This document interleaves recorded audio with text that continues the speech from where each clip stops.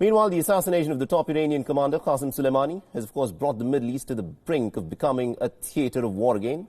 So let's take a look as to how the countries in the region and also the Islamic world as a whole have reacted to the US airstrike which killed Qasem Soleimani. Now, Turkey has said that it was deeply concerned by the rising tensions between the United States and Iran, and that turning Iraq into a theatre of a proxy war will harm peace and stability in the region.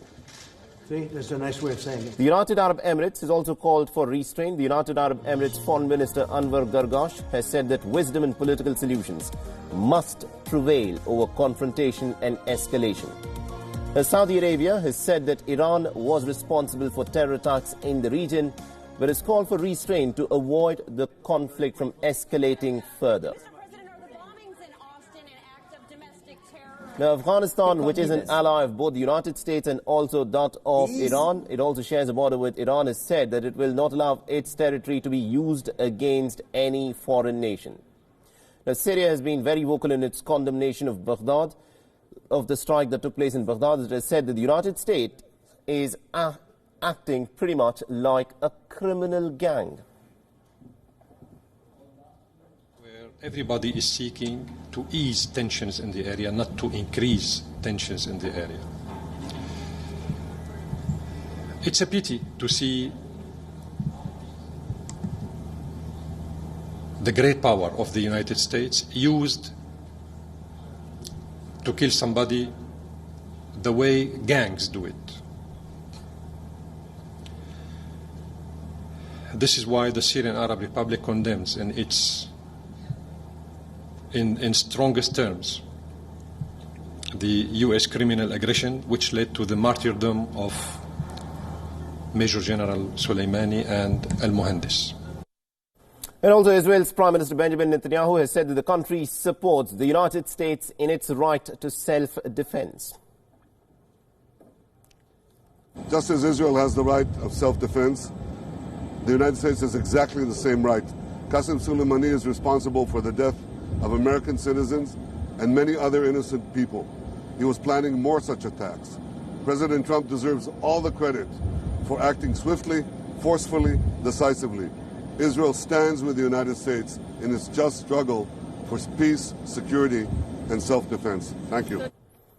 All right, so Qasem Soleimani was not just a general. Iranians considered him to be an icon, a figure of national resilience and also mounting pressure from America, which is why presidents before Trump were afraid to kill him.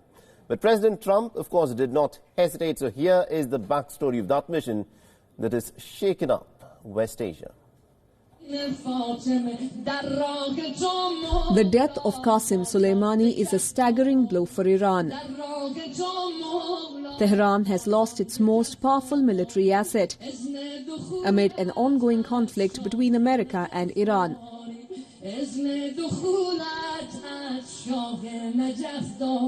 The operation to kill Soleimani was a highly classified mission. It was cleared by President Donald Trump himself. The trigger was the death of an American contractor in Iraq. On the 27th of December, a rocket hit an Iraqi military base. This base was run by Iraqi military, but it was home for American forces and their allies. An American civilian who was working as a contractor at the base was killed.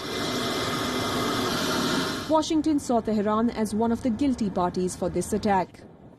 The Trump administration decided to respond. The mission to kill Qasem Soleimani was set in motion. The intelligence for the mission came from a variety of sources. This includes informants, electronic intercepts and surveillance. One report claims that even a reconnaissance aircraft was deployed to gather more intelligence. It is apparent that the United States received some kind of actionable intelligence from somewhere. Was it from the government of Iraq? Was it from Israel? Was it from a third party? About the precise whereabouts of General Soleimani and that convoy, and decided that they had a clear shot to remove him from the battlefield, and decided on the president's direct authorization to take that clear shot. Two American presidents before Trump have been presented with this mission: George W. Bush and Barack Obama. During their presidencies, they decided against acting on General Soleimani. They feared that such a move could lead to a war between the United States and Iran. But it looks quite clear that Donald Trump is not afraid of the consequences. Experts feel that the American president has bitten off more than he can chew by killing Soleimani. His killing is definitely serving to increase the tension in the region, because this is not another just simple commander or military commander. This is the guy who can be considered the number 2 in Iran after Ayatollah Uzma Ali Khamenei, the supreme leader.